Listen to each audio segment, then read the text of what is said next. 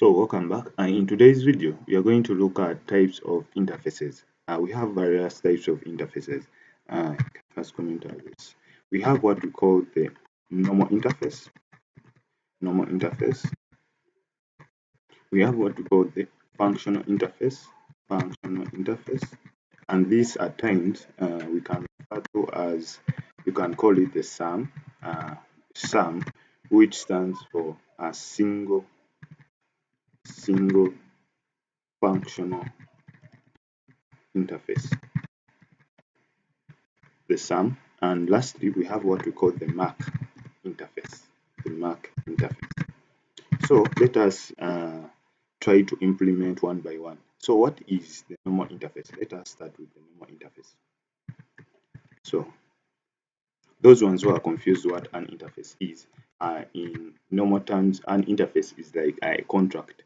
And if you create an interface and you use it, you are like, I'm creating this contract, but you have to follow the things that are inside this contract. Yeah. So interfaces have methods inside them. So methods, and the methods they have are abstract methods, meaning you can access them anywhere through using the class name. So I first create here an interface. So what is a normal interface? A normal interface is an interface that can have multiple methods. So if you are creating an interface, or if you have an interface, let me say called calc interface is called calc, and this interface is having a method more than two methods. Let's say it is having show, and it is having config, and it is having let me say calculator. I can leave it there. Having this interface is having multiple methods. In this case, this is what we call the normal interface. The normal interface. And if you have like multiple methods, that's the normal interface. So if I'm to use this method, let me say I'm creating a class, and this class I'm calling it A, and it implements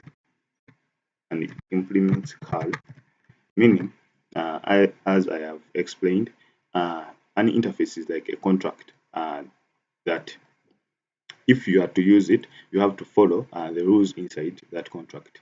Meaning, if I have created these three methods, abstract methods, so meaning in my class, I have to use these methods. That's why we are getting this. The type A must implement the inherited abstract method calc.config,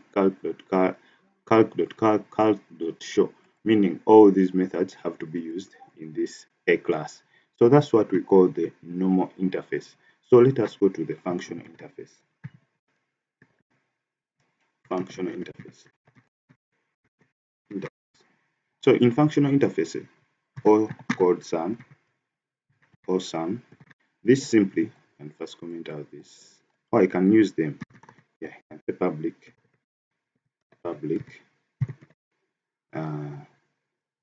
void. So interfaces are like structures that you do. So this can say system.read out. This is the show. I can duplicate this to create other three, the config and the calc. The calc config. This is the config. Then the last one is the calc, which is calc. So that's what we call the normal interface. So head back to the function or the SAM interface. SAM, the full implementation of SAM is a single functional interface. We have seen all these interfaces in the previous video. Today I just wanted to expand a bit more further, and you see how you see various types of interfaces. So in the functional interface, simply the functional interface, the interface must have one method. I repeat again, the interface must have one method, not more than one method. So if you are creating an interface, you can remove this. I can leave this to inner. This should have one, let me say, void uh, calc add. So, and I'm having this method here. This interface can have only has to have one method. So in this case, we shall use the annotations, meaning this will be functional interface. So if you haven't seen the video for annotations, I already have it explaining how annotations work. So if you put an annotation of the functional interface, meaning this interface that you have created only has to have one method. So even if you come and create another one, let me say this is like sub, you see that you cannot create more than one interface. So that's simply what we refer to as the function interface. So we go to the last one. The last one is called the Mac interface. The Mac interface. Mac interface. So the Mac interface is simply an interface with is an empty interface. So you can create an empty interface. So you can say public, remove the public. So this is what we refer to as the Mac interface. Simply, why we use the Mac interface or the use cases for Mac interface is that you can tell the compiler or the JVM that I'm trying to implement something, but right now I'm not going to use that as such. Let me give you an example. When you compile, let me say you are playing a game. You open your game. The game is, let me say, 5 GB. But remember, the data you're going to use or the data you're going to use at intervals is not going to reach 5 GB. It's going to be like 1 KB. Let me say you are in settings or you are doing something in your game. It is going to be 1 KB. So why use a Mac interface? So you tell your JVM or your compiler that I'm going to reach a time and I'm not going to consume that much of the memory. So that's what we call the Mac interface.